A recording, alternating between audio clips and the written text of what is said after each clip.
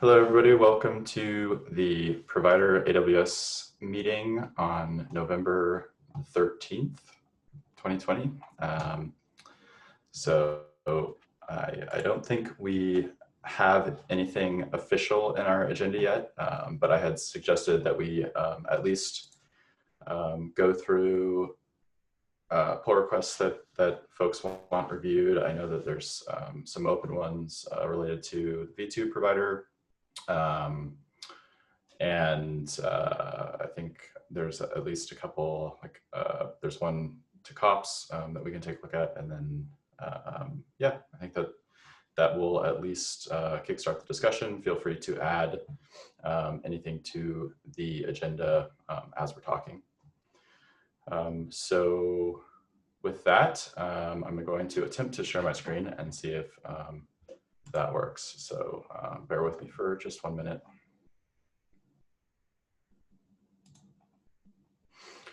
Alrighty, can you see my Firefox window? We can, Nick. It is incredibly wide. You obviously have the best monitor in the world.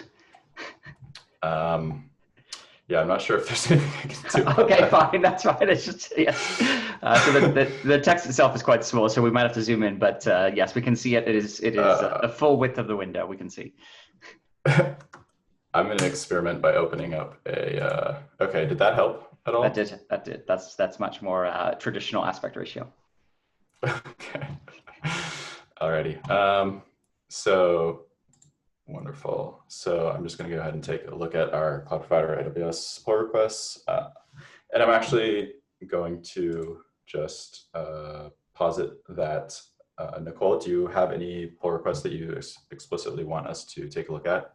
We don't need to fully review them in this meeting, but we can just take a look, and then everybody can kind of give them a full review after.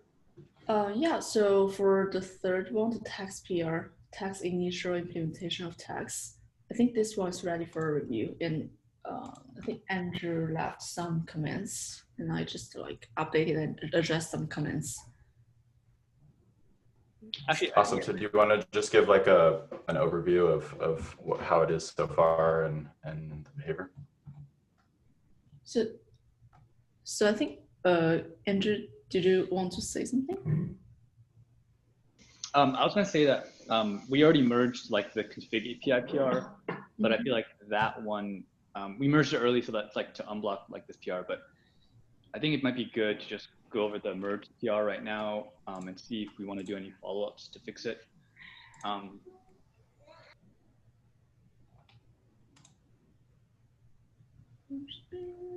basically, the rationale behind that one is, sorry about the background noise. The rationale here is instead of using ini-based or JSON-based YAML, I mean, it's still JSON, but we're going to actually use API version types for the config.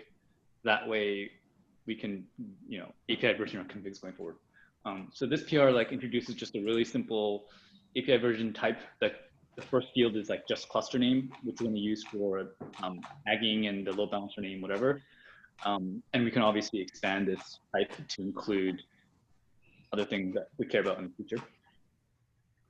But yeah, I mean, I didn't think we needed to do a formal API review because the whole V2 thing is alpha and whatever. But I think obviously before we kind of open let users to use this API, I think they should go through a formal API review and make sure we're all happy with this config.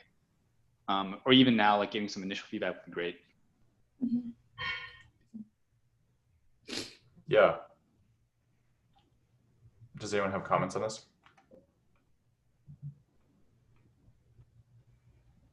Yeah, I think it's definitely fine that it's merged, and I think this is great. I love the idea of having the version config. I think it should have been done that way in the beginning. I don't have any thoughts yet on the content, but I think as we use it, I'm sure stuff will come up. So yeah, I think the best way to get feedback on this is for us to actually use it. Yeah, I agree with that. I think it is an improvement. I think the ini file was predated most of API machinery, so that's why I didn't use this, and I think this is a much better thing. And you're right, technically we don't need a review unless it's in the Kates.io. We don't need a Kubernetes review unless it's in the Kates.io names API group. I saw this was in AWS.io, so I don't know if AWS cares. But the only thing that I think might be relevant is whether we want to try to align the fields across other cloud providers. So for example, if GCP does the same thing, we would probably prefer that they like have the same path for their cluster name, I would imagine. It might not matter because there aren't that many people that use both, but it might be nice for consuming tools. Okay, so that is actually one comment that I would have is I think we would probably prefer it if it was one of our, because like .aws is an actual domain that AWS owns, but I don't think .aws.io is. So we could just do config.aws, or another one is .amazonaws.com or something, and that at least puts it into AWS owned domains. Not that it really matters, but you know, just because IO doesn't really mean anything. That would be my initial comment. Okay. So on Justin's comment on like consistency, to my knowledge at least, like this is the first like provider implementation doing this. So I think we're kind of setting the precedent here on what the field should look like. But I definitely agree, like if we can formalize this a bit better, I'd love to see all the cloud providers just kind of following the same format. And then, you know, everyone can use version types for all these, and we can get rid of the any stuff.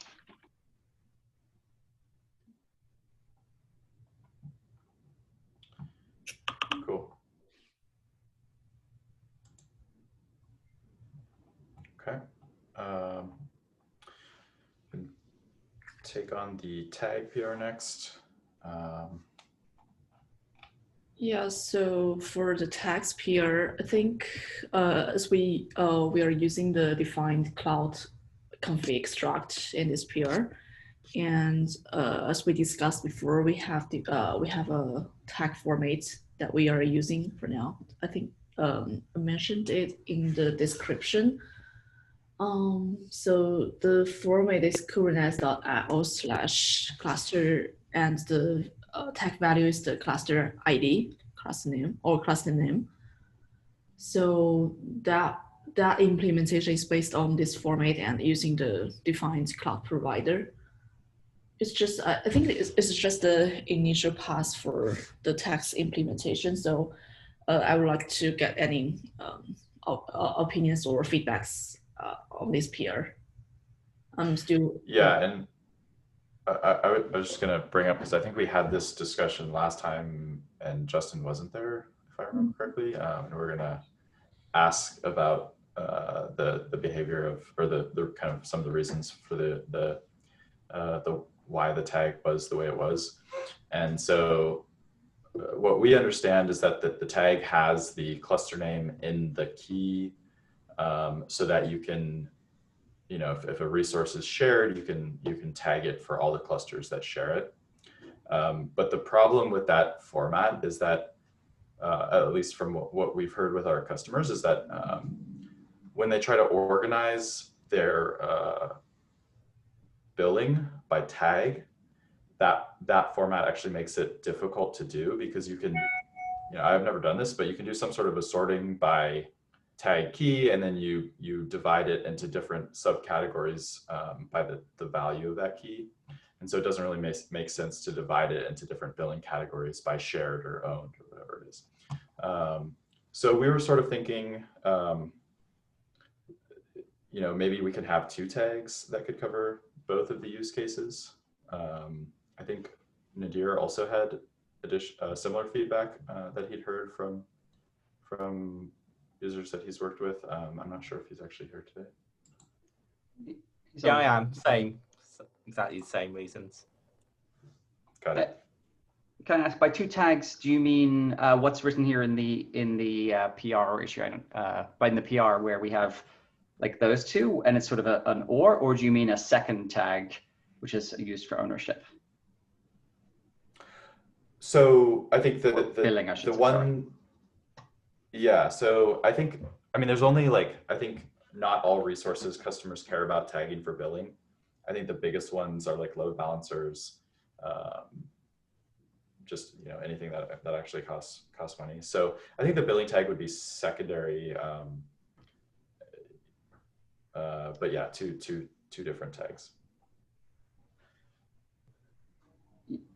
Yeah, and with the cloud, I mean, I think, for example, like I believe COPS lets you add additional tags to all your resources. And I feel like we could also, all the ones that COPS creates, and we could also have the cloud provider able to create, when the cloud provider creates resources, able to add whatever tags the user specifies. I think that would be valuable. I feel like this tag can be sort of reserved, like it's in Kubernetes.io because it's sort of, a little hint that it's for Kubernetes, and like if you mess with this tag, Kubernetes is going to be unhappy with you.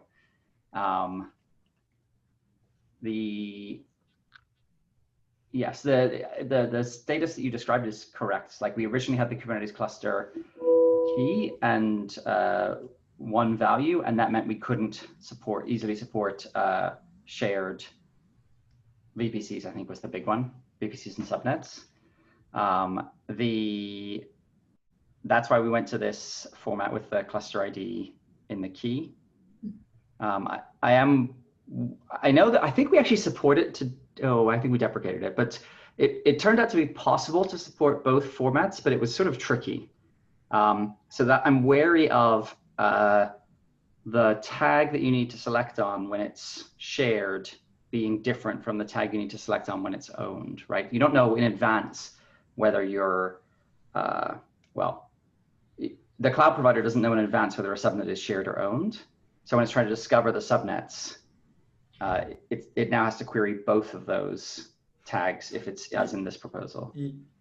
No, I think we should use the previous one for querying when the cloud provider is trying to discover a resource. The one that exists should be used. I was just trying to solve the billing issue, but I think your generic solution actually does make sense. Just allowing the customer to define what their so-called billing tags are. And if those fail to be added, then it's just that's fine. Like the only tag that is required for functioning would be the tag that the name is in the key. You mean the name in the value? Well, the problem with that is like Justin was saying, if there's a shared subnet and the name is in the value, then it will not be. Yeah. So are you saying that there's 3 supported tags then? Like one, the standard cluster name, one that has the cluster name in the key, and then a separate billing tag used for. Are we saying the billing tag is one of the 2? I'm saying we should choose like from so this first one where the cluster name is in the value, that's solving the billing problem. So we could do something like that, or we could do something more generic where the cloud provider can just add tags to all resources that it creates. I'd be very much in favor of adding tags to all resources it creates. I can't remember, I've definitely seen that request come in. I can't remember whether we implemented it somehow, but I don't think we did. Well, the problem is that there's a lot of things it doesn't create. Like there's a lot of things it assumes exists. Yes, and so the cloud provider, when it's querying for things that are sort of created externally and communicated to it, or when it's like finding things that it has created, it should use one that we pick. I personally prefer the second one of those 2. And then if we want to solve the billing one, you would say, well, to solve billing, or like I understand that some companies have systems which go in, and if something isn't tagged a certain way, we'll delete the resource, like just delete it underneath, like immediately. And so like have a set of additional tags. I think that's what we call them, or I think we call them cloud. Anyway, let's call them additional tags that is applied to all resources that the cloud provider creates, but the cloud provider will select only on this primary tag that we define. And we can debate whether like it should repair the tags when it finds like missing ones, you know, things like that. But okay, I see. It sounds very complex, but I'm starting to see why we need it. Okay. Yeah, I think the code isn't going to be that bad, because actually it means we have one tag which we use for most things, and then when we create a resource, we add some additional tags. Yeah, I think like the cleanest solution here might be like the cloud provider only checks the ladder tag, and we have a backfill controller that just like asynchronously just like duplicates the tag. That might be best. Yes, but you do also want to do it on create, because otherwise, if you lose the race with the evil deletion machine. We have a tag reconciliation sort of close to generics as possible in Cluster API AWS. So we do support the additional tags mechanism exactly in the way Justin's describing. So there's a chance to reuse some stuff there, I think. What did you call it? Additional tags? Yeah. Winning. I mean, I don't understand the whole additional tags thing. So what we're saying is that the second tag is the standard tag, like you have to use that tag. But the first one is more like sugar on top because we want to make billing easier. So why does the first one have to be set on create? I think we're saying we would only use, in the two that are there, we would only use the second one. We would use kubernetes.io/cluster/cluster ID and then equals, and actually the value doesn't matter. That's the tag we use when we create any resources or select any resources that we expect to be pre-created. Because that doesn't work for billing and doesn't work for a bunch of other scenarios where users have like the deletion machine, we allow users to additionally specify a set of additional tags that they would like to be on any of their resources that are created by Kubernetes, so that those are also picked up by their billing report. So that we would expect, for example, that the company creating the cluster would say, you know, I want my additional tag to be billing label equals finance. And then if they have like 2 billing labels or hierarchical billing labels because they're a mega company or whatever it is, we can support that as well. And if they have to have additional labels, like let's say they have a PCI label as well, right? They can add that at the same time. Like they can just add whatever. We don't really care what those additional labels are. Okay, so we're saying that we don't necessarily want to support, like we don't want to first class that first label as a generic thing. We're just saying we need a mechanism to add additional tags for anything that we create. And one way to do that would be the first tag here. Yeah. Yes, but don't, I would think we should discourage people from using that actual value, because it's going to cause chaos, right? If the, so now I see, if it's kubernetes.io/cluster/nothing, right? Then like, what cluster does that belong to? It belongs to the empty cluster, which is a weird, I don't know, don't worry about it. I'm nitpicking, sorry. I'm probably misinterpreting. Yeah, you don't like that it's too similar to the other tag. Right, exactly. Okay, yeah. Yeah, which. So why is there a trailing slash in this case? Like, just curious, for option 1, like, why is there a trailing slash? Because that's not something that I've seen commonly for the tags. Any specific reason for the trailing? I think it's just a typo. I don't think we intended it to be there. So it's just supposed to be kubernetes.io/cluster and then tap the value. Oh yeah, yeah. Sorry, that's a typo. I've got a question for Nick. So if we do any mechanism for additional tags, one thing we noticed in Kappa is resource tagging API is not yet available in some of the GovCloud regions. So we should make sure we're not using it, I guess, in whatever we do in the cloud provider as well. That's a good call out. Man, things not being available in GovCloud regions is the bane of my existence. Same. Yeah, that's a good call out. But like everything that has a tag on create should be fine. Okay, Nicole, did you catch all that? I think that not all. I'm like lost in. Yeah, so there's like a separate API that allows you to tag resources, and it's not available in all AWS regions. Mm-hmm. So when we can just when we're implementing this PR, I can take a look at what you're doing, but Mm-hmm. when you supply tags on create of the resource, that should be supported everywhere. Okay. Okay. I see. Yeah, so concretely for this, go ahead.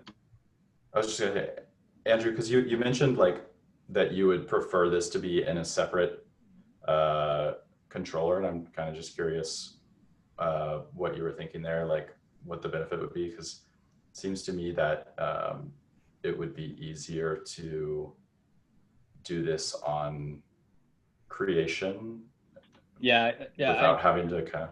Yeah, that was before Justin said the thing about the deleting thing. So I think, yeah, like if we need a race with other things that can delete resources if certain tags don't exist, then I think maybe for this PR what we want is in the config API add a field called additional tags, read the additional tags, and then just append that into everything we create.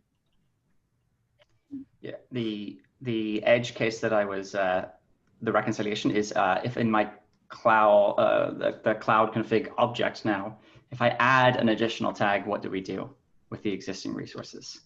Sorry. And so that's where you might want to say, well, if I add one, then I should like go and like I can select by the primary tag and then just add any missing tags. But yeah, so that might be the thing that an external controller might do. But a separate, separate controller, yeah. But yeah, we can deal with that later.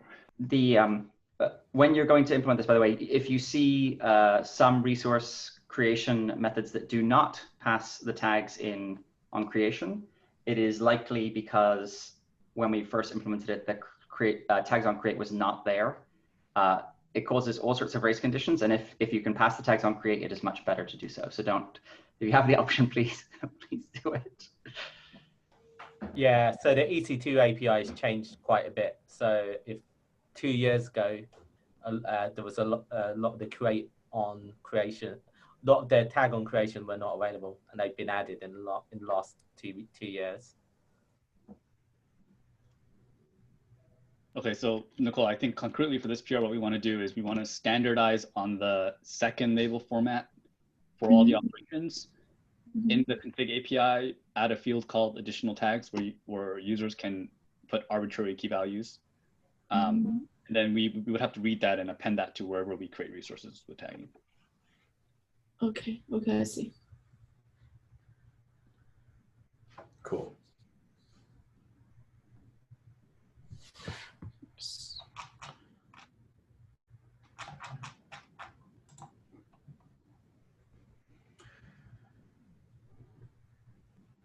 Actually, I want to talk about the second PR there. So Nicole's also been kind of pulling the Kubernetes head to test some of the latest changes that Walter and CC have been doing around allowing a cloud provider to pull in the entire like cloud controller manager module without vendoring Kubernetes. So I think that we don't import Kubernetes anymore here. So maybe Nicole, the only thing you have to do is like go into the Go modules file, remove the KK module, and try to compile it and see if it breaks. That's really cool. Yeah.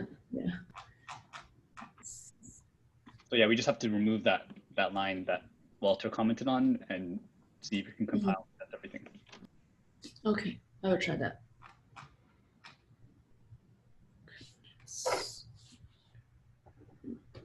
But it wouldn't be a blocker for this PR anyway. Like this is an improvement regardless. It's just we would probably want to make some upstream changes somewhere to start whittling away whatever still depends on KK, right? Yeah, if anything, I mean, I consider it a blocker because really we just opened this PR to validate if we actually, remove that dependency. And if we didn't, we need to go back to KK and figure out what's left. But yeah. I saw legacy cloud provider in there. I was like, oh, I don't know whether it's going to go away. So yes.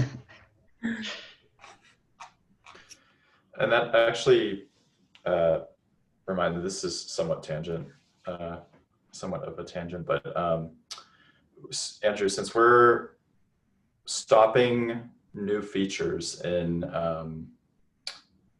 legacy after 120, which is now, we should probably move the code over here, because there's going to be probably a significant amount of gap between now and the time that the V2 provider is ready for use and ready for new features. And if we're not able to add any new features during that entire time, I don't think we want to be in that position. What do you guys think about that? Yeah, so Walter and I have been like going back and forth on this one. Yeah, the tricky thing is like, if we block features in tree, there are a few providers that like pull in legacy cloud providers to build out of tree, which was kind of like, we did that initially because we wanted people to be able to build their out of tree for free without having to like re-implement it. But now we're blocking features. That means they can't add features in tree, which means they can't add features out of tree, right? So I see two approaches to this. Both are not really ideal. But the first approach is like, like we can migrate the code out of tree and then re-vendor it back in tree. That's like, that kind of sucks, but that's one solution. The second solution is we can make an exception for our feature block saying that you can only merge features in tree if you know that the feature code path is only called from the out of tree binary. Like, and that gets tricky because like someone has to go through the code and reason about if it's actually an out of tree feature and not accidentally in tree, right? And you have to have a really good understanding of the various cloud controllers to understand and you have to have a good understanding of like kubelet to understand if certain methods of the interface actually call it in tree or out of tree. So like that's also kind of meh. And then the third one is like, we can just fork it and then just let it diverge. I don't know. Those are kind of like the three options we discussed. If there are better options on this one, I'm happy to chat about it. Yeah, I'm, so obviously, as you said, they're not ideal, but I'm somewhat more comfortable with forking because, if we're not allowing, we're very strict. We have the machinery in place to prevent features from merging into in-tree. Then the divergence shouldn't be, I mean, there will be backported bug fixes over there. But other than that, there shouldn't be much, shouldn't be too difficult. Okay.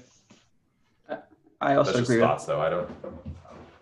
I also agree with forking. I think because also it will enable code cleanups or refactoring, which could happen more easily if in a copy. And yeah, I feel like that's sort of why we're doing this. Like I don't feel like we should do a V2 and then hamper ourselves with a very difficult process to make changes. Okay, yeah, that makes sense. I'll relay that feedback to Walter as well, and just tell Walter to fork the GCP one. I mean, if we're genuinely closed for features, then that seems like, I'm sure we'll put in bug fixes, but like there will just be bug fixes and it will be very clear at that point. So yeah, okay, cool. All right, anything else on the 120 dependencies?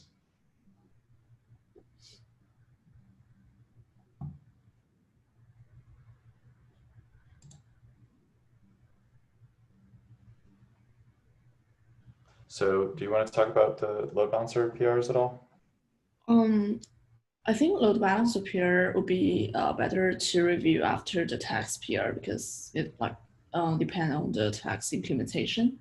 So I think those two load balancer PRs are still working in progress, and we probably Cool. can discuss it later, I think. Actually, so I don't, because Justin wasn't on the call last time, I think it might be good just to touch base on the naming that we decided on and just make sure Justin doesn't oppose. So I think the naming we decided for load balancers, or at least the default name, is 8- the first 8 characters of service, or sorry, no, Kate dash the first 8 characters of namespace, the first 8 characters of service, dash a hash of the cluster name service namespace, or the hash of something that we know is unique.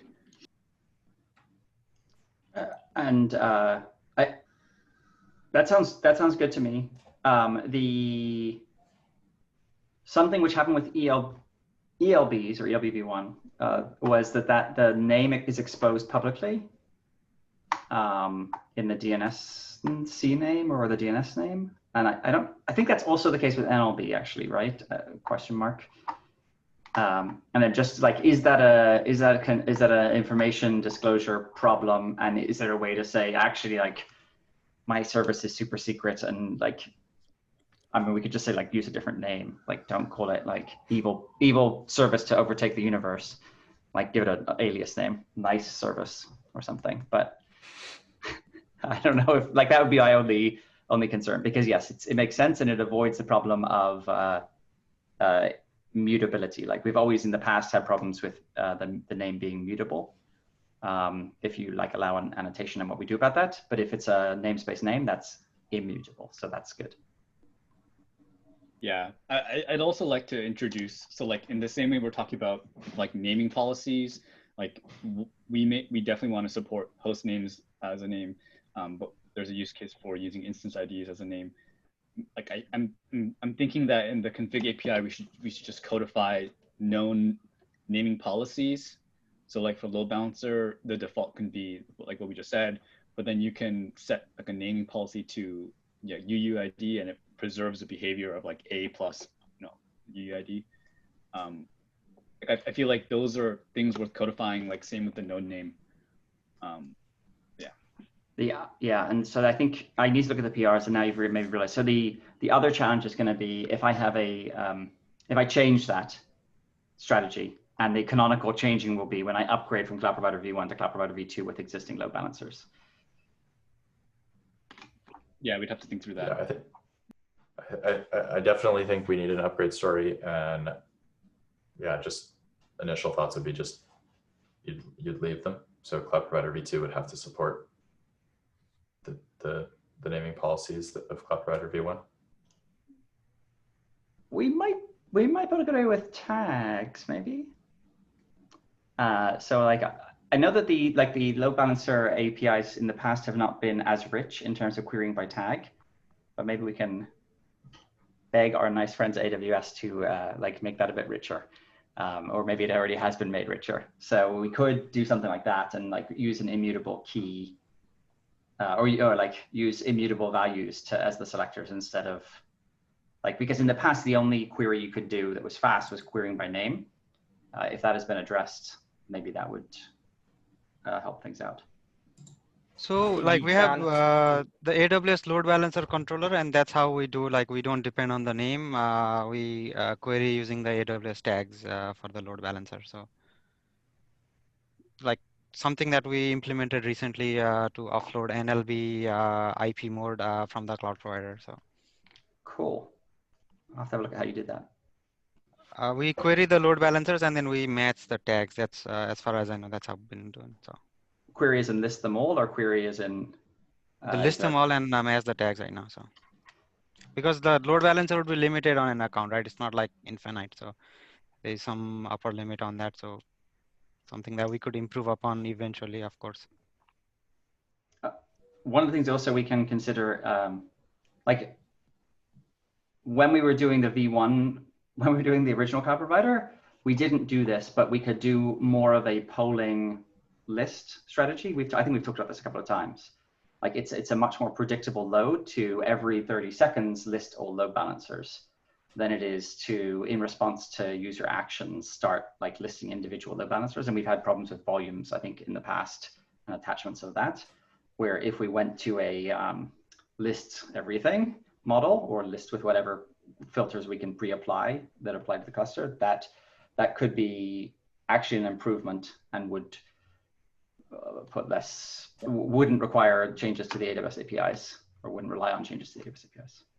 Yeah, I'd love to explore that, right? Because kind of the motivation for V2 is like, let's do everything we did wrong in V1 right.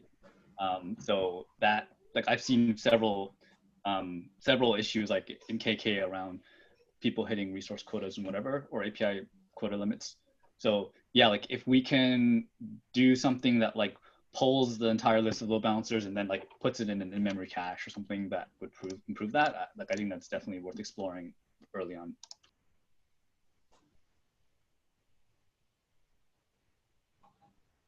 The other thing, Justin, were you a part of the discussions about like where the load balancer code will likely end up? I believe so, because I think that was 2 meetings ago, but we may not have, I missed one meeting, and you know, everything happens. I don't know, what was the decision? We talked about how it's currently in a, what was the, why don't you summarize it anyway?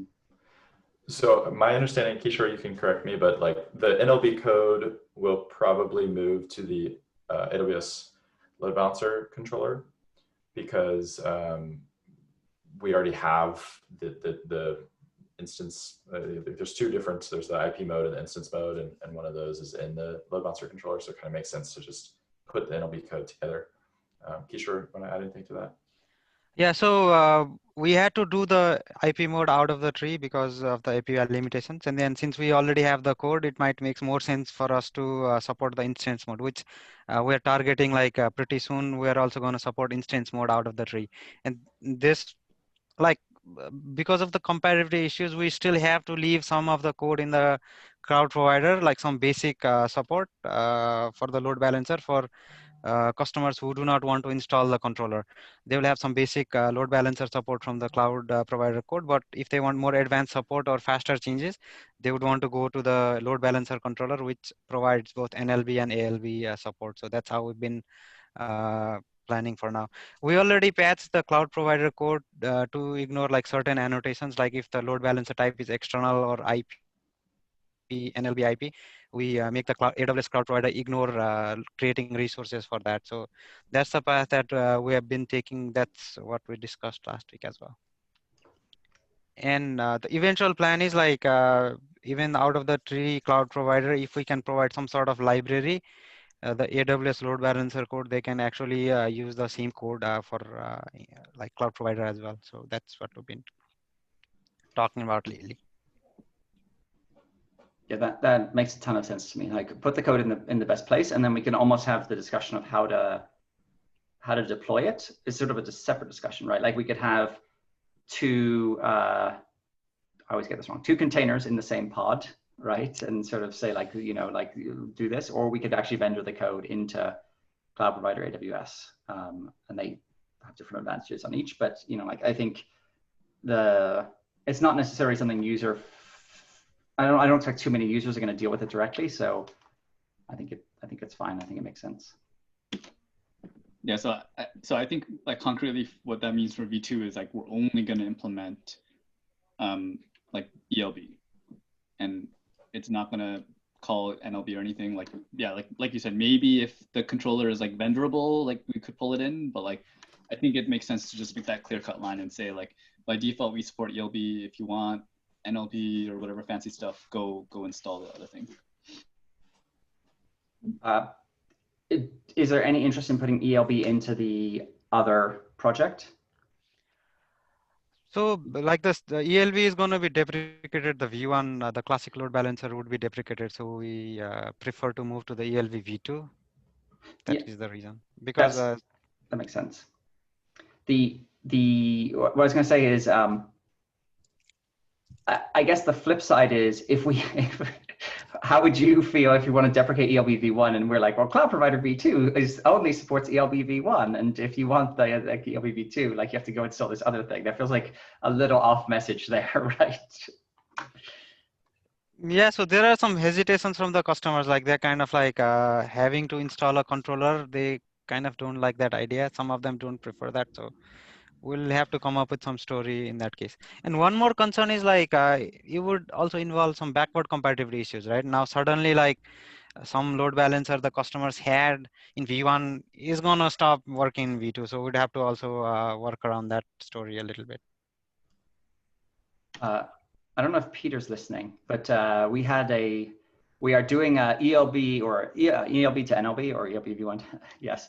And it's proving tricky in that, and I think we're like talking about like how you move from one to the other, like cross deletion. So it may be that putting them into one project might enable that migration to go more smoothly.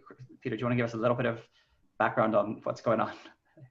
Yeah, so the initial problem was around ACM certificates. COP supported putting a cert on the ELB, the classic load balancer listener, in front of the Kube API servers, so that kubeconfig clients did not need to provide a CA.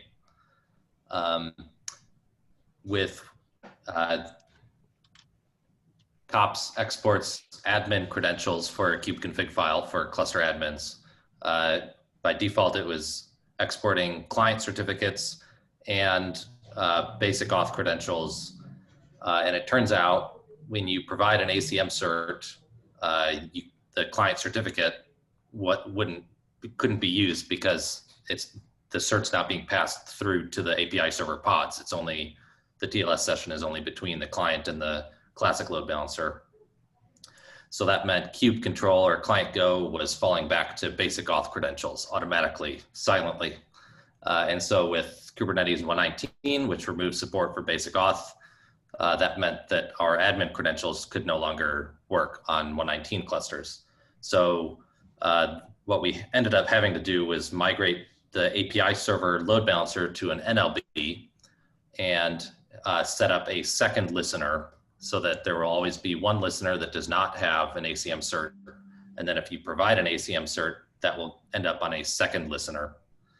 And then the kubeconfig file that's generated, if you're exporting it to hit the ACM listener, it'll use the second port and it will not have the cluster CA. But then in order to use that, you have to provide an external credential provider, or like an exec, whatever, I forget the terminology. But then that also allows other clients that do use client certificates to use the TCP listener. And so then the way that we had it configured was both listeners have target groups that target the exact same API server ports on our control plane nodes. And so we've had challenges with how do we allow users to migrate from classic to network or back with minimizing downtime. It's been tricky, like the NLBs have a status field that goes from like provisioning to active or something that we can watch for, but classic does not. So there's just a bunch of gotchas that come with that, and how far are we willing to go to avoid a couple minutes of downtime. So that's kind of where that's at. Sorry for the ramble. Yikes. It's good. It's been like and thank you, Peter, for all the work you've been doing on that. But it's something that if we want to ever get users that have created these ELBV ones elsewhere, like to what extent do we want to take that on and help them, or are we just going to have ELBV ones around forever in practice, or at least as long as clusters live? There are also like feature requests that asks for like making NLB the default instead of like ELB v1. So we might also have to entertain that idea at some point. So it sounds like there's a lot of possibilities and a lot of things we have to think about. And the separation between load balancer controllers and the ELB classic in Cloud Provider is not necessarily set in stone. So we might want to just kind of keep revisiting this. And as customers start using load balancer controllers, and once we get to V2, we can revisit, do we want to vendor the other load balancers back into Cloud Provider? Do we want to move classic completely out? I mean, I don't think we can. Yeah, so I think like, sorry. No, go ahead. Yeah, I think one of the compelling reasons I see for people like not using the cloud provider for their load balancer implementations is like the interface is a little rigid and it's hard to like, you don't have the flexibility to like reconcile the load balancer in the exact way you want to. So the cloud provider does have like a hook called initialize where it passes a kube client down, and you, from the kube client, like you can do anything you want. And a common thing that people do is like run custom controllers and whatever. So I think if the load balancer controller has like a clean package that just has a constructor and it builds a controller and it has a run function, then like all we would have to do on the cloud provider is call the constructor and call run. Like I'm sure it's not as simple as I'm saying, but like the idea is like, if we're worried about like having to jam the implementation into the cloud provider interface, I think an easier approach is just like run the entire controller in a Go routine inside the cloud provider. And that would be a cleaner install and easier integration, I think. We can discuss more like another time, but just an idea. Yeah, cool.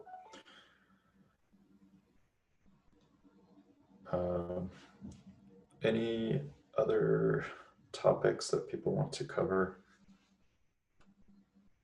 I wanted to just, so since we're moving out of tree, what do people feel about, like there's a NLB cap, I think it was actually deleted, but there was an issue related to it. So I just kind of commented like, you know, we're gonna stop accepting features. So I don't know that this, my computer just went to sleep, but okay. I don't know that, you know, this NLB feature is ever going to get to GA via this KEP, because I think the KEP was actually deleted. So do we want to have like some kind of a, I don't know, directory of like proposals, or do we just want to use issues, or do we actually want to continue writing KEPs in the Kubernetes enhancement project? So one thing that the Azure folks do is they have an Azure directory under the SIG Cloud Provider KEPs directory. So I think the simplest thing is like put an AWS directory there, put like Justin and Nick and whoever else like as the owners, and like you can kind of approve KEPs like under the SIG, but like you don't have to be blocked by like Walter and I to review them. I think that might be best. Okay. It's a well-known central location, so it makes sense. Cool. Any other topics? I don't think anybody's added anything to agenda. Nope. All right, I'm going to stop sharing.